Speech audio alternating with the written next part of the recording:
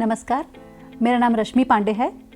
मैं police training school भौरी भोपाल में पुलिस अधीक्षक के पद पर कार्यरत हूँ। आज मैं आपके साथ बात करूँगी भारतीय नागरिक सुरक्षा संहिता की धारा 105 और 185 जिसमें तलाशी और जब्ती की प्रक्रिया की जाती है। वो धारा क्या होती है, उसमें वीडियोग्राफी कैसे की जाती है, वीडियोग्राफी के डूज एंड डोंट्स क्या है, ये सभी मैं आपको आज बताऊँगी। BNSS में इन्वेस्टिगेशन के संबंधी जितने भी जिम्मेदारियां हैं, कर्तव्य हैं, जितने भी पावर्स हैं पुलिस को मिले हैं वो BNSS से प्राप्त होते हैं। और किसी भी अनुसंधान में, संज्ञेय अपराध हो चाहे कोई भी अपराध हो, इसके अनुसंधान के दौरान यदि तलाशी और जब्ती की प्रक्रिया होती है, उसमें BNSS में CRPC के मुकाबले में बहुत सारे चेंजेस कर दिए गए हैं। और उन्हीं चेंजेस के तहत सबसे इम्पॉर्टेंट चेंज ये है कि जब हम तलाशी और जब्ती करते हैं किसी भी स्थान की, तो उस स्थान की तलाशी जब्ती की वीडियोग्राफी अनिवार्य हो गई है। तो वीडियोग्राफी अनिवार्य हो गई है। वीडियोग्राफी करने के बाद किस तरह से इसमें प्रोसेसिंग की जानी चाहिए, क्या प्रक्रिया होती है, कैसे मजिस्ट्रेट को भेजेंगे, कैसे उस वीडियोग्राफी प्रक्रिया को सुरक्षित करेंगे, वो सब जानना हमारे लिए ज़रूरी है। क्योंकि हमने जुलाई के बाद से ही 2024 जुलाई के बाद से हम लोगों ने हमारे प्रशिक्षणशाला में आने वाले जितने भी इंडक्शन कोर्सेज और इन सर्विस कोर्सेज में आने वाले विवेचक थे, इंस्पेक्टर से लेकर ASI की रैंक के, उनसे हमने पूछा था कि आपको नागरिक ये नवीन आपराधिक कानूनों के क्रियान्वयन में क्या दिक्कतें आ रही है। तो उन लोगों द्वारा बताया गया कि मैडम सबसे ज़्यादा दिक्कत आती है हमको कि जब हम तलाशी और जब्ती की वीडियोग्राफी करने जाते हैं तो अभी हमको बहुत क्लैरिटी नहीं आ रही उसमें। तो इस कोर्स को हमने इसी के तहत डिज़ाइन किया है और इसके तहत हम जितने भी विवेचक हैं उनकी इस क्वेरीज़ को निराकरण करने का प्रयास करेंगे। क्योंकि अगर विवेचक किसी भी इन्वेस्टिगेशन के दौरान अगर प्रक्रियाओं का ठीक से पालन नहीं करेगा तो प्रकरण पर प्रतिकूल प्रभाव पड़ेगा। इस कोर्स का उद्देश्य इसीलिए हमने विवेचकों को तलाशी की प्रक्रिया में सक्षम बनाने के लिए रखा है। इस कोर्स को हमने बहुत सरल हिंदी में बनाने का प्रयास किया ताकि हर व्यक्ति इसको समझ सके। इस कोर्स के दौरान हम आपके साथ इन बातों पर चर्चा करेंगे कि धारा 105 क्या होती है, धारा 185 BNSS क्या होती है, तलाशी और जब्ती प्रक्रिया में ऑडियो विजुअल इलेक्ट्रॉनिक माध्यम से रिकॉर्डिंग की प्रक्रिया क्या होती है, किस तरह से की जाती है। इसमें हम आपको एक केस स्टडी भी दिखाएंगे। फिर हम SCRB यानी कि state crime record bureau Madhya Pradesh द्वारा डेवलप एक ई-साक्ष्य पोर्टल ऐप है, उसके उपयोग से किस तरह से वीडियोग्राफी करके ICJS सिस्टम के माध्यम से उसको माननीय न्यायालय तक भेजना, वो भी बताएंगे। हम आपको बताएंगे कि वीडियो रिकॉर्डिंग जब हम करते हैं इस तलाशी जब्ती की, उस दौरान वीडियोग्राफी के डूज क्या होते हैं, डोंट्स क्या होते हैं, सक्षम न्यायालय को रिकॉर्डिंग कैसे भेजनी चाहिए, कितने समय सीमा में भेजनी चाहिए, वो आपको बताएंगे। और ये भी हम आपके साथ टच करेंगे कि BNSS की तलाशी में और CRPC की तलाशी प्रक्रिया में क्या अंतर थे। इस कोर्स में हमने पावर पॉइंट प्रेजेंटेशन, एक केस स्टडी का और 2-3 शॉर्ट फिल्म्स और वीडियोस के माध्यम से आपको प्रशिक्षण देने का प्रयास किया है। हर मॉड्यूल के अंत में हमने कुछ क्वेश्चंस भी रखे हैं और पूरा सभी मॉड्यूल्स कंप्लीट करने के बाद आप इसमें सर्टिफिकेट प्राप्त करने में सक्षम होंगे।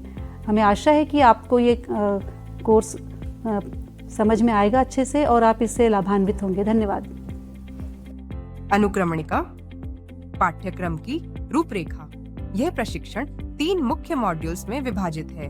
तलाशी व जब्ती में वीडियो रिकॉर्डिंग की पूर्ण प्रक्रिया, वीडियो रिकॉर्डिंग नियम और जरूरी कदम, मौके पर रिकॉर्डिंग से कोर्ट तक, धारा 105 की व्यवहारिक गाइड। तो आइए शुरुआत करते हैं। नमस्कार, मैं सुचित्रा वर्मा। मैं लॉ ऑफिसर के रूप में मध्य प्रदेश पुलिस अकादमी में पदस्थ हूँ। आज मैं आपके साथ NCL कानून के तहत भारतीय नागरिक सुरक्षा संहिता 2023 जो 1 जुलाई 2024 से लागू हुई है उसके बारे में चर्चा करना चाहूँगी और उसकी धारा 105, 185 पर जो जब्ती और तलाशी से संबंधित है उस पर आज हम चर्चा करेंगे। किस प्रकार से ये धारा है, ये धारा क्यों जोड़ी गई है, आज हम उसे सरल भाषा में समझेंगे। धारा 105 जब्ती एवं तलाशी से संबंधित है, जिसमें पुलिस अधिकारी वारंट पर किसी स्थान या वस्तु की तलाशी करते हैं। धारा 105 के अंतर्गत जब पुलिस अधिकारी द्वारा किसी वस्तु, संपत्ति या स्थान की तलाशी ली जाती है तो निम्नानुसार प्रक्रिया अपनाई जाती है। प्रथमतः तलाशी और जब्ती की संपूर्ण रूप से वीडियोग्राफी की जाएगी, जिसमें मोबाइल फ़ोन को वरीयता दी जाएगी। सेकंड, संपूर्ण प्रक्रिया की वीडियोग्राफी 2 गवाहों की उपस्थिति में सुनिश्चित की जाएगी। थर्ड, तलाशी के दौरान सभी वस्तुओं की जो वहां प्राप्त उस समय जब्त की जाती है सूची बनाई जाएगी। फोर्थ, इस सूची पर 2 गवाहों के हस्ताक्षर कराए जाएंगे और इस प्रकार बनाया गया अभिलेखन या रिकॉर्ड और जो जब्ती की गई है पुलिस अधिकारी द्वारा बिना देरी किए हुए जिला मजिस्ट्रेट, उपखंड मजिस्ट्रेट या फर्स्ट क्लास मजिस्ट्रेट को भेजी जाएगी। ये धारा इसलिए महत्वपूर्ण है ताकि जब पुलिस अधिकारी तलाशी करते हैं तो उसमें पारदर्शिता बनी रहे और न्याय सुनिश्चित हो सके। इसके साथ ही हम धारा 185 पर भी चर्चा करते हैं। भारतीय नागरिक सुरक्षा संहिता की धारा 185 पुलिस अधिकारी को तलाशी करने की शक्तियां प्रदान करती है। ऐसी तलाशी बिना वारंट पर की जाती है। कब ऐसी तलाशी की जा सकती है, इसके संबंध में ये जानना बहुत महत्वपूर्ण है कि जब पुलिस अधिकारी को यह विश्वास है कि कोई ऐसी वस्तु है या सबूत है जो उसके स्थान क्षेत्र या थाना क्षेत्र में मौजूद हो सकते हैं, तो हमें धारा 185 की प्रक्रियाओं का पालन करना है। 185(1) के अनुसार ऑफिसर इंचार्ज जो पुलिस ऑफिसर है, अगर उसे विश्वास होने का यह कारण है कि कोई वस्तु उसके स्थान क्षेत्र थाना क्षेत्र में मिल सकती है जो अपराध की विषय वस्तु है, तब वह तलाशी ले सकता है। और ऐसी स्थिति में वारंट प्राप्त करना संभव नहीं है तो केस डायरी में इसका लिखित रूप में उल्लेख करेगा कि क्यों उस स्थान की तलाशी ली जा रही है और वहां कैसी वस्तु मिलना संभव है। धारा 185(2) में यह भी बताया है कि ऐसी जो तलाशी है पुलिस अधिकारी द्वारा व्यक्तिगत रूप से ली जाएगी, परंतु अगर ऐसी तलाशी पुलिस अधिकारी द्वारा व्यक्तिगत रूप से लिया जाना संभव नहीं है, तब ऐसी स्थिति में 185(3) के अनुसार पुलिस अधिकारी ऐसी तलाशी किसी अधीनस्थ के माध्यम से भी ले सकते हैं और ऐसी वस्तु के बारे में जानकारी उस स्थान पर जाकर प्राप्त कर सकते हैं। धारा 185(4) में यह बताया गया है कि तलाशी वारंट और सामान्य तलाशी से संबंधित जो नियम धारा 103 भारतीय नागरिक सुरक्षा संहिता से संबंधित हैं, वो 185 पर भी लागू होंगे। धारा 185(5) में रिकॉर्ड भेजने की प्रक्रिया को बताया है। धारा 185(5) में बताया गया है कि इस दौरान बनाई गई वीडियोग्राफी को 48 घंटे के भीतर मजिस्ट्रेट जो उसका संज्ञान लेने के लिए सक्षम है 48 घंटे के भीतर भेजी जाएगी। साथ ही जिस स्थान की तलाशी ली गई है उस स्थान के निवासी या अधिभोगी द्वारा मजिस्ट्रेट को आवेदन देने जाने की स्थिति में उसका रिकॉर्ड मजिस्ट्रेट द्वारा आवेदक को निःशुल्क रूप से उपलब्ध कराया जाएगा। इस धारा को हम उदाहरण के माध्यम से समझते हैं। मान लीजिए कि पुलिस को किसी अवैध हथियारों के होने के बारे में जानकारी मिली है जो नज़दीक में किसी घर में छुपाए गए हैं और वह घर पुलिस थाने की उस सीमा क्षेत्र में आता है, तो पुलिस अधिकारी अपनी केस डायरी में उक्त कारणों को दर्ज करेगा और साथ ही वह यह भी बताएगा कि वह अवैध हथियारों की तलाशी कर रहा है। ऐसी स्थिति में उस स्थान के 2 सम्माननीय गवाहों को लेकर तलाशी स्थल पर जाना होगा और तलाशी वारंट दिखाने पर जो भी हथियार वहां अवैध रूप से मिलते हैं उस संपूर्ण प्रक्रिया की मोबाइल फोन पर वीडियो रिकॉर्डिंग की जाएगी। मोबाइल फोन को अधिमान्यता दी जाएगी। अन्य साधन से भी वीडियो रिकॉर्डिंग की जा सकती है। जब्त की गई वस्तुओं की सूची तैयार की जाएगी जिस पर गवाह द्वारा हस्ताक्षरित किए जाएंगे और इसकी सूची घर के मालिक या अधिभोगी को भी दी जाएगी। साथ ही 48 घंटे के भीतर वह नज़दीकी मजिस्ट्रेट जो उसको संज्ञान लेने के लिए सक्षम है भेजी जाएगी। भारतीय नागरिक सुरक्षा संहिता की धारा 105 तथा 185 के अंतर्गत इस प्रकार की जो वीडियो रिकॉर्डिंग की जाती है उसके साथ यह भी आवश्यक है कि उसमें वीडियो रिकॉर्डिंग के साथ माननीय न्यायालय में हैश वैल्यू सहित तथा भारतीय साक्ष्य अधिनियम धारा 63(4) के प्रमाणन सहित उक्त वीडियो रिकॉर्डिंग न्यायालय में प्रस्तुत की जाए। भारतीय नागरिक सुरक्षा संहिता 2023 की धारा 105 और 85 जब्ती एवं तलाशी से संबंधित महत्वपूर्ण दिशा निर्देश प्रदान करती हैं। ये धारा यह भी सुनिश्चित करती है कि तलाशी की प्रक्रिया पारदर्शी हो और दी गई प्रक्रियाओं का पालन किया जाए जिसमें गवाहों की उपस्थिति और दस्तावेजीकरण की शर्तें 105 तथा 185 के अनुसार सुनिश्चित की गई हैं। धन्यवाद। यह मॉड्यूल बताता है कि बीएनएसएस की धारा 105 और 150 के अंतर्गत तलाशी व जब्ती कोर्ट के आदेश या आपात स्थिति में की जाती है। प्रक्रिया की रिकॉर्डिंग मोबाइल से अनिवार्य है। जब्त वस्तुओं की सूची 2 स्वतंत्र गवाहों की मौजूदगी में बनाई जाती है और कार्यवाही की प्रतियां 48 घंटे में मजिस्ट्रेट व संबंधित पक्षों को दी जाती हैं। अब अगला मॉड्यूल देखते हैं।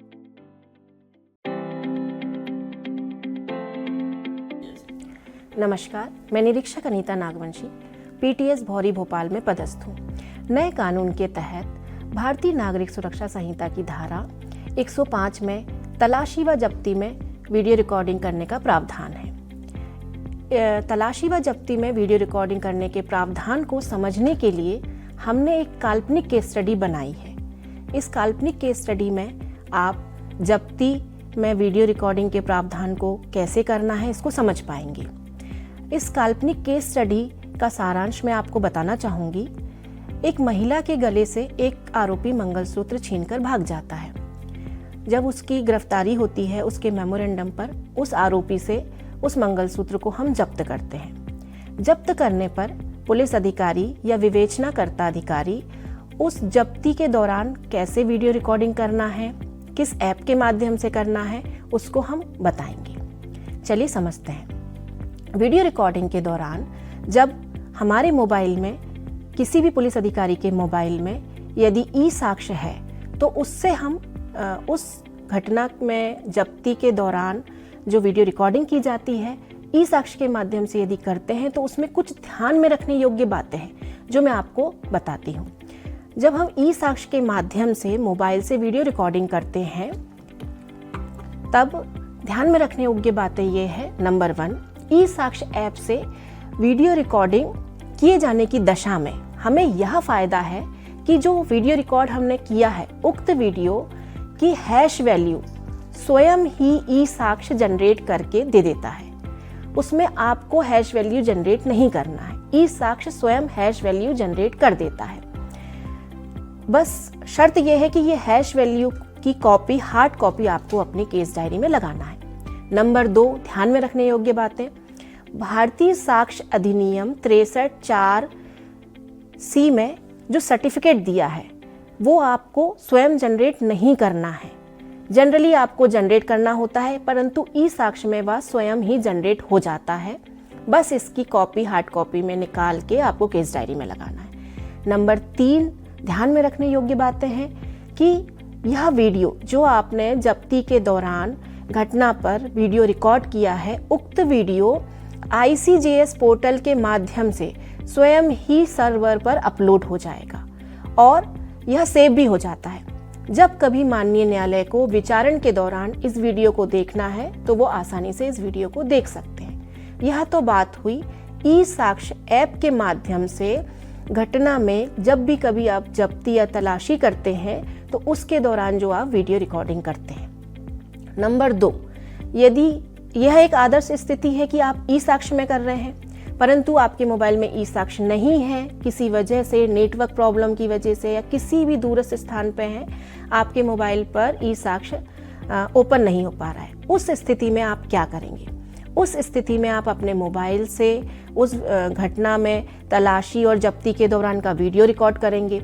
उस वीडियो रिकॉर्ड करने के साथ आपको कुछ मुख्य बातें ध्यान में रखने योग्य हैं। जैसे नंबर 1, रिकॉर्डेड वीडियो को थाने पर लाकर आप किसी भी खाली डिवाइस में ट्रांसफ़र करके उसकी 3 प्रतियां बनाएंगे। नंबर 1, यह काम आपको आवश्यक रूप से करना है। नंबर 2, ध्यान में रखने योग्य बात है, जब आप मोबाइल से आप वीडियो रिकॉर्ड करते हैं तो उसका हैश वैल्यू निकालना अति आवश्यक है और इस हैश वैल्यू को आप किसी भी ओपन सोर्स से निकाल सकते हैं। इस हैश वैल्यू को निकालने का वीडियो हम पृथक से आपको देंगे। नंबर 3, भारतीय साक्ष्य अधिनियम 63(4)(c) में जो प्रमाण पत्र दिया है उसको आपको भरना है। उसके समस्त कॉलम्स को भर के उसकी कॉपी आपको अपनी केस डायरी में लगाना है। जो 3 प्रतियां आपने हैश वैल्यू की और वीडियो बनाने के बाद हैश वैल्यू की जो कॉपी बनाई थी उसको एक माननीय न्यायालय को सबमिट करना है 48 घंटे के अंदर। यह बात आपको ध्यान में रखनी है कि इसको आपको 48 घंटे के अंदर माननीय न्यायालय में प्रस्तुत करना है। प्रस्तुत करने के साथ आपको माननीय न्यायालय से रिसीविंग प्राप्त करना है और इस रिसीविंग की आपको कॉपी अपनी केस डायरी में लगाना है। तो इस तरीके से आप ये जो नया प्रावधान है 105 BNSS में तलाशी व जब्ती में वीडियो रिकॉर्डिंग आपको मैंडेटरी है। इसमें मैंने ये आपको ये बताया कि आप 2 तरीके से वीडियो रिकॉर्डिंग कर सकते हैं, या तो ई साक्ष्य के माध्यम से, और उसमें कुछ ध्यान रखने वाली बातें मैंने आपको बताई, और दूसरा ई साक्ष्य यदि आपके मोबाइल में नहीं चल पा रहा है, आप अपने मोबाइल से वीडियो रिकॉर्ड करते हैं, तो उसमें ध्यान रखने योग्य बातें क्या है। धन्यवाद। इस मॉड्यूल में सीखा कि BNSS धारा 105 के तहत तलाशी जब्ती की वीडियो रिकॉर्डिंग अनिवार्य है। ई साक्ष्य ऐप से रिकॉर्डिंग में हैश वैल्यू व प्रमाण पत्र ऑटो जनरेट होते हैं, जबकि मोबाइल से करने पर ये मैन्युअली बनाकर 48 घंटे में कोर्ट में जमा करने होते हैं। साक्ष्य की वैधता के लिए कानूनी तैयारी जरूरी है। अब अगला मॉड्यूल देखते हैं।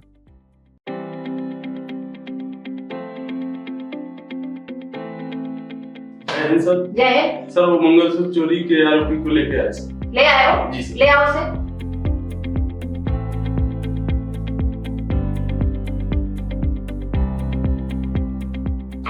क्या नाम है तुम्हारा? विनोद। क्या नाम है? विनोद। पिता का नाम? किशोरीलाल। कहाँ रहते हो? तारा से। क्या किया था तुमने? ये मूल एक महिला आई थी, उसके घर में से मंगलसूत्र चोरी करके भागा। भाग गए थे? फिर मंगलसूत्र कहाँ है? वो इसको की बाटी है, वहाँ पर रखा है, इतना बड़ा पत्थर है उसके नीचे। उसके नीचे रखा है? हम चलेंगे तो दिखा दोगे? जब्ती करा दोगे? चलो चलो ले आओ इसको। अमित चलो। आकाश गाड़ी निकालो, चलना है।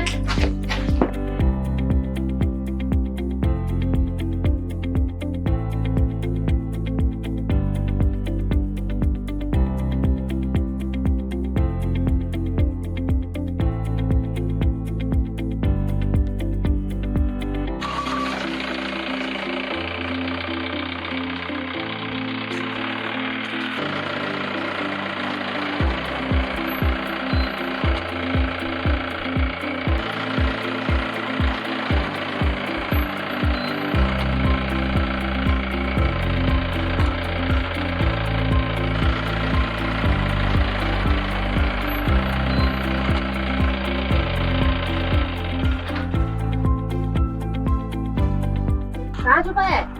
ये साहब मेरे गलती हो गई, मुझे माफ करना। वो एक दीवार है बड़ी ही पत्थर है, इतना छुपाया। चलो चल के बताओ कौन सा पत्थर? चलो बताओ। रुको अभी 1 मिनट। अमित जाके 2 गवाहों को लेकर आओ गाँव से। जुड़ो।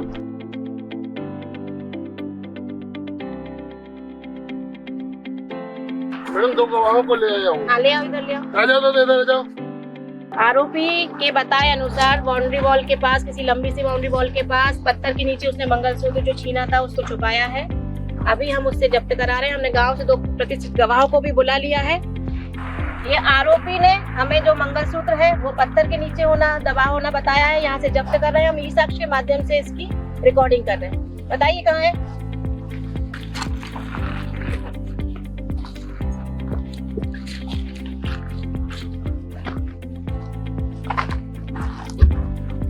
देखिए आप लोगों के सामने इन्होंने ये बताया है। ये चुराया था इसने।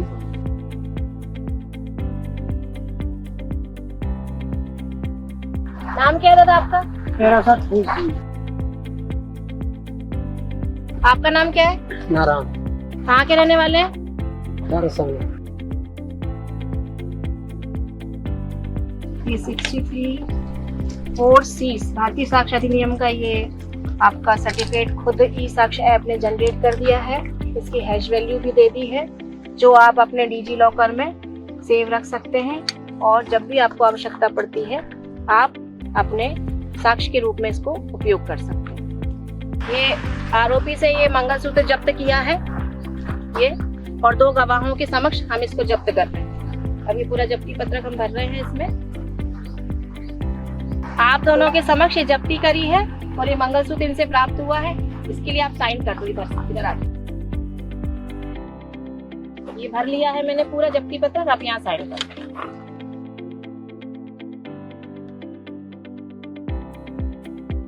हम साइन कर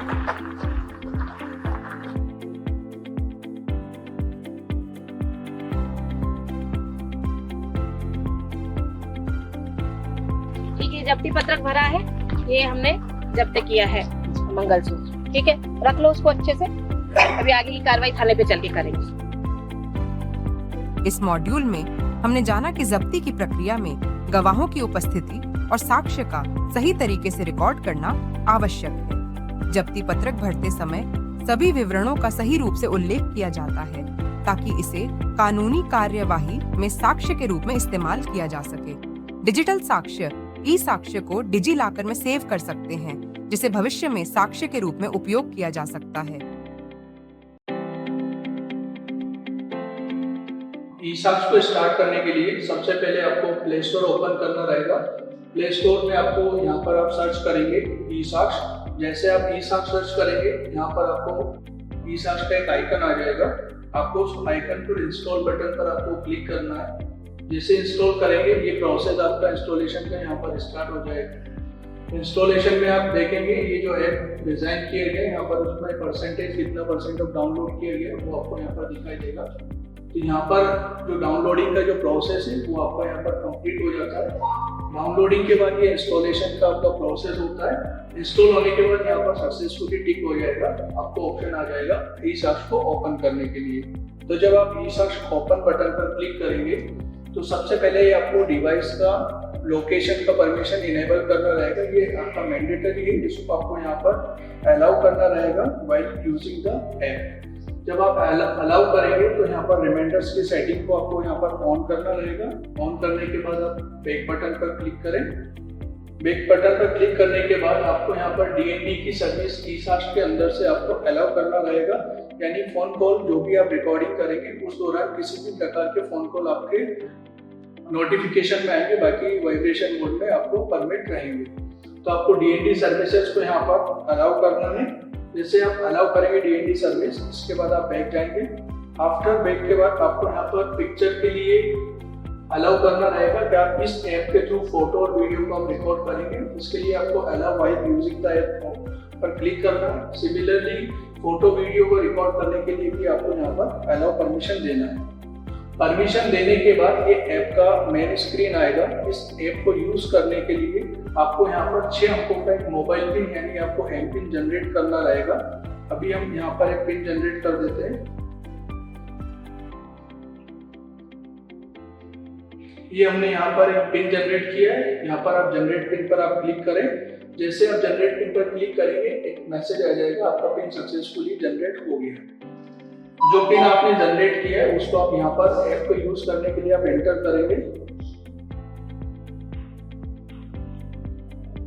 आप पिन एंटर करेंगे, यहाँ पर ऑप्शन प्रोसीड का बटन आपका ओके आ जाएगा। आप प्रोसीड बटन पर आप क्लिक करेंगे। अगर कोई नया वर्जन अवेलेबल है तो उसका यहाँ पर नोटिफिकेशन आ जाएगा। इसके बाद आपको इस ऐप को लॉगिन करने के लिए ICGS प्लेटफॉर्म पर पहले रजिस्टर करना होगा। जब आप रजिस्टर करेंगे तो आप यहाँ पर रजिस्टर्ड मोबाइल नंबर के थ्रू आप इस ऐप में आप यहाँ पर लॉगिन करेंगे। जैसे मैं अभी यहाँ पर तो ये हमने मोबाइल नंबर एंटर किया है। ये ऑलरेडी ICGS प्लेटफॉर्म पर रजिस्टर्ड नंबर है। तो आप यूजर जो भी है वो अपना ICGS प्लेटफॉर्म पर पहले नंबर रजिस्टर्ड करें। रजिस्टर्ड नंबर को आप एंटर करके प्रोसीड बटन पर आप क्लिक करें। जैसे आप प्रोसीड बटन पर क्लिक करेंगे आपके रजिस्टर्ड मोबाइल नंबर पर एक OTP आएगा। आपको वो OTP यहाँ पर एंटर करना रहेगा। तो ये OTP आया है 713986। तो ये हमने यहाँ पर OTP एंटर किया। OTP एंटर करने के बाद आप प्रोसीड बटन पर आप क्लिक करेंगे। आपको यहाँ पर मैसेज आएगा सक्सेसफुली लॉगिन। तो यहाँ पर फर्स्ट लेवल ऑफ ऑथेंटिकेशन में आपका जो है ICGS पर यूजर रजिस्टर्ड होना चाहिए। इसके बाद आपको जो भी आप स्टोर करेंगे फोटो वीडियो वो आपको डिजी लॉकर में जाकर सेव रहेंगे। तो जो सेकंड स्टेप ऑफ ऑथेंटिकेशन है उसमें आपको यहाँ पर डिजी लॉकर में रजिस्ट्रेशन करना है। तो अगर आपका डिजी लॉकर में अकाउंट बना है तो आप डायरेक्ट मोबाइल नंबर के थ्रू यहाँ पर साइन इन कर सकते हैं। अगर आपका यूजर नहीं बना है तो आप साइन अप बटन पर आप क्लिक करेंगे। तो साइन अप बटन में यहाँ पर ऑप्शंस दिए हुए हैं। आप मोबाइल नंबर के थ्रू मोबाइल नंबर वेरीफाई करेंगे। आप अपना यूजर अपना नाम एंटर करेगा यहाँ पर उसका डेट ऑफ बर्थ, अपना इंफॉर्मेशन, जेंडर का डिटेल, यूजर का अपना ICDS में जो यूजर रजिस्टर्ड किया गया है उसका यूजर का ID आएगा। यहाँ पर एमपिन जनरेट करना होगा। इसके बाद एमपिन को कंफर्म करके यहाँ पर वेरीफाई करना रहेगा। तो ये साइन अप फॉर्म रहेगा आपका जो डिजी लॉकर पे क्रिएट करना रहेगा। अगर यूजर ने पहले से ही साइन इन किया हुआ है तो यहाँ पर ऑप्शन दिया हुआ है sign in to existing account. तो जब एग्जिस्टिंग अकाउंट पर क्लिक करेगा तो अपना जो डिजी लॉकर का अकाउंट है उस डिजी लॉकर के अकाउंट का मोबाइल नंबर यहाँ पर एंटर करेंगे। साइन इन कंसेंट पर जाकर क्लिक करेंगे। तो जैसे आप साइन इन पर क्लिक करते हैं आपके रजिस्टर्ड मोबाइल पर अगेन OTP आएगा। ये डिजी लॉकर को ऑथेंटिकेट करने के लिए रहेगा। आपको वो नंबर यहाँ पर एंटर करना है।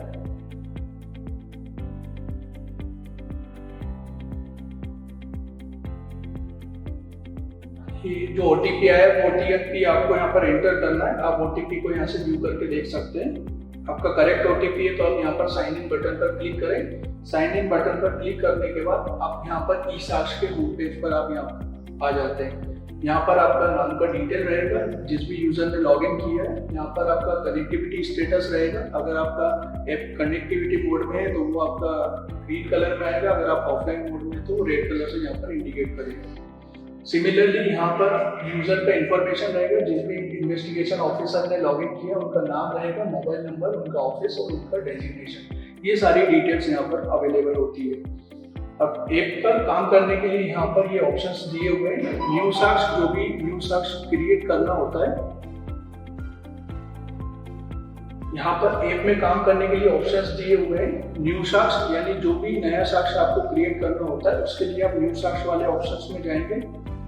इसमें यहाँ पर BNSS के प्रोविजंस दिए हुए जिनमें फोटो वीडियो की रिकॉर्डिंग की जा सकती है। तो इनमें से किसी भी हेड को सेलेक्ट करके आप फोटो वीडियो की रिकॉर्डिंग आप इसमें कर सकते हैं।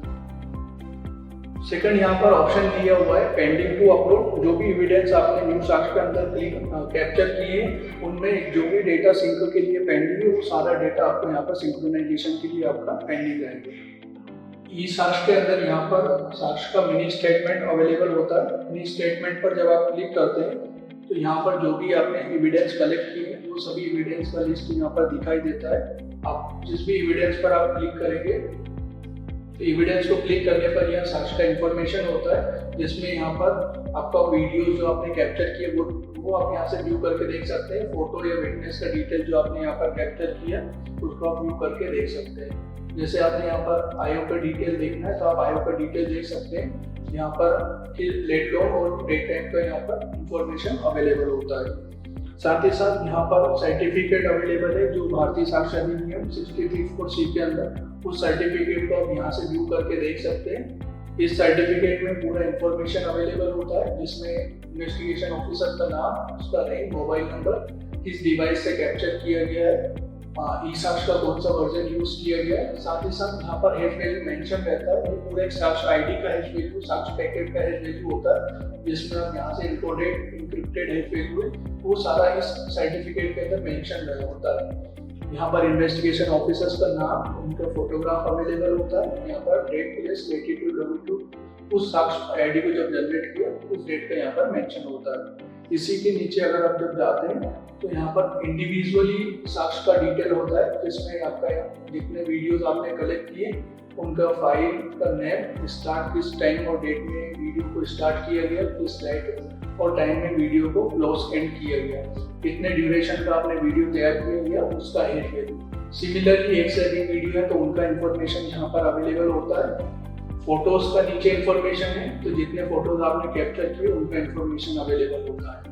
विटनेस के डिटेल का नाम यहाँ पर आ जाता है, उसका फोटो वीडियो का हैश वैल्यू का अवेलेबल। इन्वेस्टिगेशन ऑफिसर का यहाँ पर सेल्फी, किस डेट को कैप्चर किया, जो सारा इंफॉर्मेशन आपको सर्टिफिकेट में अवेलेबल होता है। तो ये जो सर्टिफिकेट और आपके जो एविडेंस है, ये सारे एविडेंस को आप ई साक्ष्य मोबाइल ऐप के माध्यम से भी देख सकते हैं और ई साक्ष्य के पोर्टल में जाकर भी देख सकते हैं। लेकिन इसको जो कोर्ट में प्रस्तुत करने की जो प्रक्रिया है वो केवल CCTNS के माध्यम से, तो जो एविडेंस आपने ई साक्ष्य में कलेक्ट किए उसको CCTNS के माध्यम से डाउनलोड करके अपनी डायरी, केस डायरी, चालान के साथ न्यायालय में प्रस्तुत किया जा सकता है। इसके बाद ऑप्शन दिया हुआ pending to remove from device, क्योंकि एक ऐप है, ऐप के अंदर ज़्यादा डेटा स्टोर करके नहीं रखा जा सकता है, तो जो डेटा आपका सिंक्रोनाइज हो गया उसको आप डिवाइस से यहाँ पर रिमूव कर सकते हैं। डिजी लॉकर के थ्रू उस डेटा को कभी भी आप एक्सेस करके देखा जा सकता है। साथ ही साथ न्यू साक्ष्य के अंदर आपने जो भी डेटा कलेक्ट किया है, अगर वो विदाउट FIR वाला अगर डेटा है तो उस डेटा को आप यहाँ पर FIR से भी लिंक कर सकते हैं। तो जब आप क्लिक करेंगे तो जो भी साक्ष्य आईडी आपने कलेक्ट किया हुआ है उस साक्ष्य आईडी यहाँ पर मेंशन होती है। आपको जिस भी FIR से लिंक करना है, आप यहाँ पर लिंक विद FIR पर आप क्लिक करेंगे तो आपका साक्ष्य का पूरा इन्फॉर्मेशन ओपन होता है। आपका डिस्ट्रिक्ट बाय डिफॉल्ट जो सेलेक्ट है, आप जो कि जो थाने का अगर FIR से आप कनेक्ट करना चाहते हैं, आपका FIR का पुलिस स्टेशन का सेलेक्ट करेंगे, फिर यहाँ पर FIR नंबर और FIR ईयर को आप मेंशन करके यहाँ पर वैलिडेट करेंगे। तो जब आप ये इन्फॉर्मेशन यहाँ पर एंटर करते हैं, वैलिडेट करते हैं, तो ये आपका साक्ष्य वो कंसर्न FIR से जाकर लिंक हो जाता है।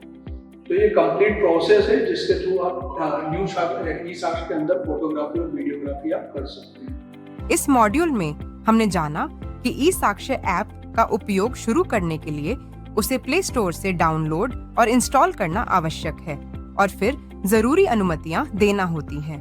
इस ऐप के माध्यम से फोटो और वीडियो रिकॉर्डिंग के बाद सभी डेटा डिजी लॉकर में सुरक्षित रहते हैं, जहां से इसे कोर्ट में पेश किया जा सकता है। इस मॉड्यूल में हमने जाना कि साक्ष्य का डेटा CCTNS प्लेटफॉर्म से जुड़ा होता है और उसे कोर्ट में प्रस्तुत करने के लिए उपयोग किया जा सकता है।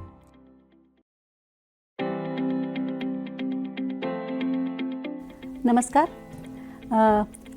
इस कोर्स के पहले 2 मॉड्यूल्स में हमने ये जाना कि धारा 105 BNSS क्या होती है, धारा 185 BNSS क्या होती है। हमने एक केस स्टडी को भी देखा, हमने एक छोटी सी शॉर्ट फिल्म भी देखी 105 BNSS के ऊपर। अब हमें जानेंगे कि जब हम एक्चुअली में तलाशी और जब्ती करने जाते हैं तो वीडियोग्राफी के लिए हमें क्या करना चाहिए, क्या नहीं करना चाहिए, क्योंकि ऐसे कई उदाहरण सामने आए हैं कि सब कुछ प्रोसीजर को फॉलो करने के बावजूद वीडियोग्राफी में गलती की वजह से हमारा केस कमज़ोर हो जाता है। तो सबसे पहली बात तो ये है कि जब आप तलाशी लेने जाते हैं वारंट के साथ या फिर बिना वारंट के साथ, तो सभी पुलिसकर्मियों को तलाशी लेने के पूर्व अपनी स्वयं की तलाशी अवश्य देनी चाहिए। और जैसा कि धारा 105 और 185 में लिखा है, हमको मोबाइल फ़ोन के उपयोग को वरीयता देनी है। और जब हम आपको इस मॉड्यूल में 3 तरीके से बताएंगे कि सबसे पहले रिकॉर्डिंग के पहले की क्या तैयारी करनी है, फिर रिकॉर्डिंग कैसे की जानी है और रिकॉर्डिंग के बाद क्या प्रोसेस है। तो रिकॉर्डिंग के पहले की तैयारी में हम जब बात करेंगे तो सबसे पहले आप जिस भी मोबाइल फ़ोन से या जिस भी डिवाइस से आप वीडियोग्राफी कर रहे हैं तलाशी और जब्ती की प्रक्रिया की, उसका बैटरी बैकअप होना बहुत ज़रूरी है। पता चला कि आप वीडियोग्राफी करने पहुंच गए, आपकी बैटरी वहाँ पे ख़त्म हो गई, बीच शूटिंग में ख़त्म हो गई, तो ये एक अच्छी बात नहीं होगी। तो बैटरी बैकअप होना चाहिए, आपकी बैटरी 100% चार्ज होनी चाहिए, नहीं तो आपके पास एक स्पेयर बैटरी होनी चाहिए, एक वैकल्पिक व्यवस्था होनी चाहिए बैटरी की। अगर आप रिकॉर्डिंग कर रहे हैं किसी भी तलाशी और जब्ती की, तो आपका जो रिकॉर्डिंग डिवाइस का जो मेमोरी कार्ड है वो खाली होना चाहिए, उसमें पहले से कोई एंट्री नहीं होनी चाहिए, क्योंकि जब आप इसमें मेमोरेंडम बनाएंगे तलाशी जब्ती का प्रक्रिया की, तो आपको उसमें लिख के देना पड़ेगा कि हमारी मेमोरी कार्ड खाली थी। फिर भी और प्रिकॉशन के तौर पे एक और काम कर सकते हैं आप कि खाली मेमोरी कार्ड एक्स्ट्रा अपने साथ में रख सकते हैं। जब भी आप तलाशी और जब्ती लेने जा रहे हैं तो यदि वो क्लोज्ड प्लेस है या फिर रात का समय है तो आपको उचित प्रकाश की व्यवस्था करनी चाहिए। अदरवाइज़ आप वीडियो रिकॉर्डिंग कर रहे हैं और लाइटिंग ठीक नहीं है तो जिस ऑब्जेक्ट को आपको जब्त करना है या जिस प्लेस की आप तलाशी कर रहे हैं वो ठीक से दिखाई नहीं देगा और कोर्ट में फिर आपका एविडेंस वीक हो सकता है। तो आप प्रॉपर लाइटिंग की व्यवस्था करिए। जब भी आप रिकॉर्डिंग करें तो रिकॉर्डिंग के शुरुआत में भी आप एक मेंशन कीजिए कि हाँ हम रिकॉर्डिंग शुरू कर रहे हैं, और जब रिकॉर्डिंग समाप्त कर रहे हो तब भी आपको बोलना चाहिए समाप्ति शॉट में कि हम रिकॉर्डिंग समाप्त कर रहे हैं। जब आप वीडियोग्राफी करें तो जो बरामद साक्ष्य हैं उसके पहचान योग्य विवरण को भी उजागर करें। जैसे कि मान लें आपने एक मंगलसूत्र जब्त किया, तो आप जब उसकी जब्ती में उसका क्लोजअप शॉट या फिर कोई उस ऑब्जेक्ट को दिखा रहे हैं तो आप बताइए कि ये सोने के जैसा दिखने वाला एक मंगलसूत्र है जिस पर ये डिज़ाइन बनी है, तो आप उसको एक्सप्लेन कीजिए। सबसे इम्पॉर्टेंट बात है कि जब आप वीडियोग्राफी करने जा रहे हैं तो उसमें जो जब्ती स्थल है उसमें किसी भी प्रकार की छेड़छाड़ नहीं करें। इसके बाद हम आपको बताएंगे, ये थे हमारे रिकॉर्डिंग के पूर्व की तैयारी। अब रिकॉर्डिंग के दौरान क्या क्या सावधानियाँ आपको रखनी पड़ेंगी। रिकॉर्डिंग के दौरान सबसे बड़ी सावधानी ये है कि चूंकि आपको एक पारदर्शी तरीके से रिकॉर्डिंग करनी है, ये दिखाना भी है कि हम पारदर्शी तरीके से कर रहे हैं, तो जब आप जब्ती स्थल पर जिस स्थान की जब्ती ले रहे, चाहे वो ओपन हो चाहे क्लोज्ड हो, जब उसमें प्रवेश कर रहे हैं उसके पहले से ही आप अपनी रिकॉर्डिंग शुरू कर दें, ताकि जब वो कोर्ट में ये रिकॉर्डिंग प्रस्तुत हो तो पता चले कि हाँ यहाँ से एंट्री की है। उसके बाद जब आप वीडियोग्राफी कर रहे हैं तो तलाशी और जब्ती प्रक्रिया शुरू करने की स्पष्ट रूप से घोषणा कीजिए कि अब ये रिकॉर्डिंग हम इस तलाशी और जब्ती प्रक्रिया की शुरू करने वाले हैं। आप ये स्पष्ट बताएं कि किन वस्तुओं की हम खोज कर रहे हैं, जो आपने वस्तुएं जब्त कर ली उसके बारे में भी स्पष्ट बताएं, और जब ये आप एक्सप्लेन कर रहे हो तो आपकी सारी कार्रवाई वीडियो में रिकॉर्ड में आनी चाहिए, दिखना चाहिए। तो इसके लिए सबसे बेहतर क्या चीज़ होगी, जब आप रिकॉर्डिंग शुरू कर रहे हैं तो जिस दिनांक को कर रहे हैं, जिस टाइम पर कर रहे हैं, जिस स्थान की तलाशी कर रहे हैं, मामला क्या है, किस मामले में तलाशी कर रहे हैं, और आपके पास वारंट है या बिना वारंट के 185 में कर रहे हैं, इस सब का स्पष्ट परिचय देते हुए रिकॉर्डिंग शुरू करें। जब आप तलाशी किसी स्थान की ले रहे हैं तो पहले उसका 360 डिग्री व्यू कैप्चर कर लीजिए, ताकि ये पहचान हो सके कि हमने इसी स्थान की तलाशी ली है। अदरवाइज कोर्ट में शायद ये भी कोई कंटेस्ट करे कि नहीं, इन्होंने जिस स्थान से तलाशी की थी वहाँ का वीडियो नहीं दिखा रहे हैं, तो कहीं और का वीडियो दिखा रहे हैं। इसीलिए पहचान के लिए आप 360 डिग्री को सीन को कैप्चर कीजिए। जब आप अपराध स्थल पर जा रहे हैं तो सबसे पहले जितनी जल्दी हो सके, अगर वहाँ पर अपराध से संबंधित कोई निशान हो, जैसे कि खून के धब्बे, उंगलियों के निशान, पैरों के निशान, उनकी तस्वीर और वीडियो ले लें। यदि वहाँ पे जूते, टायर ट्रैक, इनके निशान हो, चोट के किसी भी प्रकार के किसी एविडेंस गिरा हो, बटन टूटा हो, गिरा हो, कुछ भी हो, तो सबका क्लोजअप शॉट लें और रिकॉर्डिंग उसकी क्लोजअप शॉट फोटोग्राफी भी करें उसकी और रिकॉर्डिंग भी करें, वीडियो रिकॉर्डिंग। और अगर ज़रूरी लग रहा है आपको ऑब्जेक्ट छोटा है या फिर उसका कंपैरिजन दिखाना है, तो आप स्केल के साथ भी वीडियोग्राफी और फोटोग्राफी कर सकते हैं। जहाँ तक संभव हो, अगर आप वीडियोग्राफी कर रहे हैं तो उसको लैटिट्यूड और लॉन्गिट्यूड यानी कि अक्षांश और देशांतर को भी रिकॉर्डिंग के साथ बताइए। और इस प्रकार की जो वीडियो रिकॉर्डिंग आप करेंगे ये आपकी केस डायरी का भी हिस्सा होगी। इसीलिए आपको बहुत ही माइन्यूटली एक एक चीज़ को बोलना है, सभी चीज़ का ध्यान रखते हुए आपको बताना पड़ेगा। जो चीज़ें हमने जब्त की है तलाशी के दौरान, उन जब्त चीज़ों का क्लोजअप कैप्चर करें, जिससे उनकी स्थिति और पहचान चिन्ह दिखाई दे कि हाँ, जैसे कि आरोपी ने बताया कि मैंने पत्थर के नीचे मंगलसूत्र दबाया था, तो आप उस जगह को पुल के नीचे, पत्थर के नीचे, तो आप पुल के स्थिति को कैप्चर कीजिए, फिर पत्थर पे आइए, फिर आप उस ऑब्जेक्ट पे क्लोजअप लीजिए कि हाँ ये वो मंगलसूत्र जब्त हुआ है।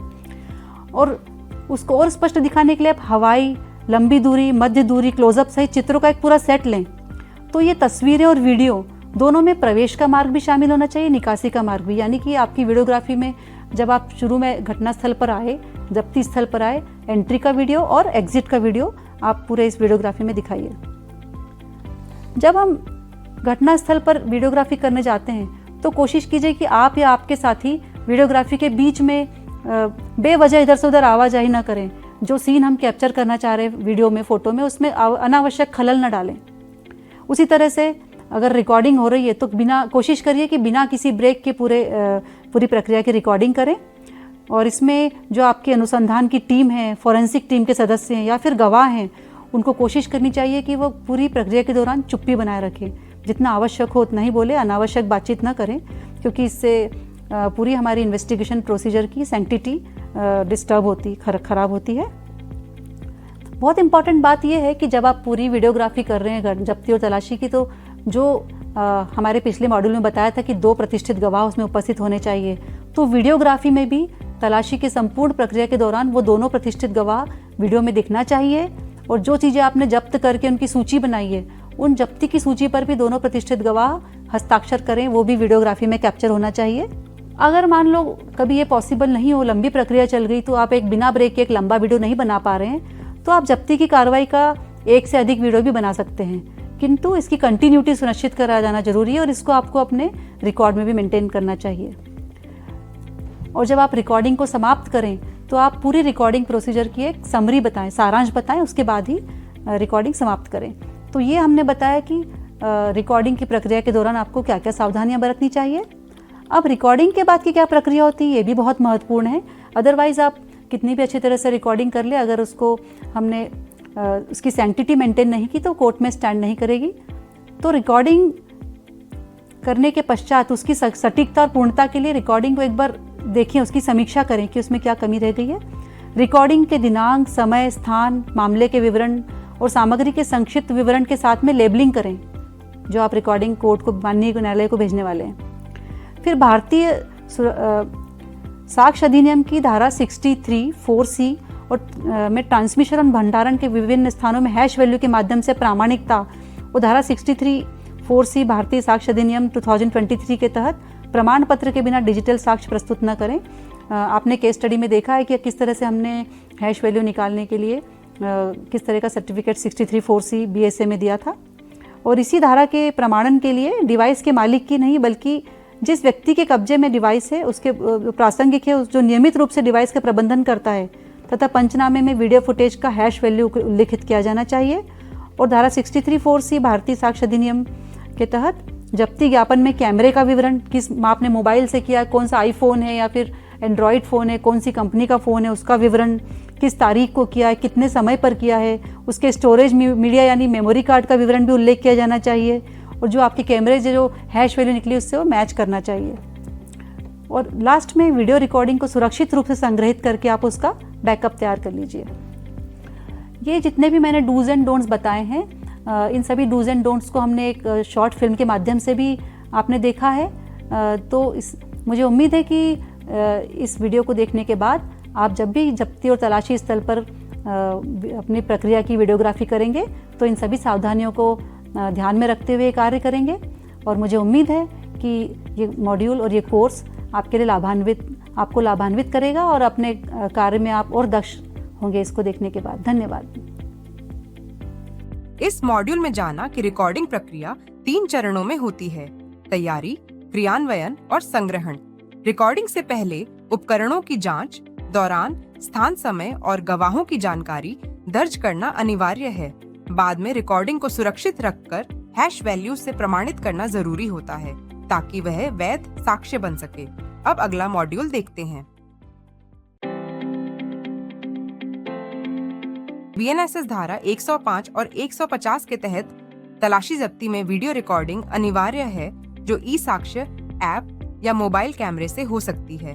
तैयारी, दस्तावेजीकरण, सुरक्षित संग्रहण, हैश वैल्यू और प्रमाण पत्र 67.4.c साक्ष्य की वैधता के लिए जरूरी है।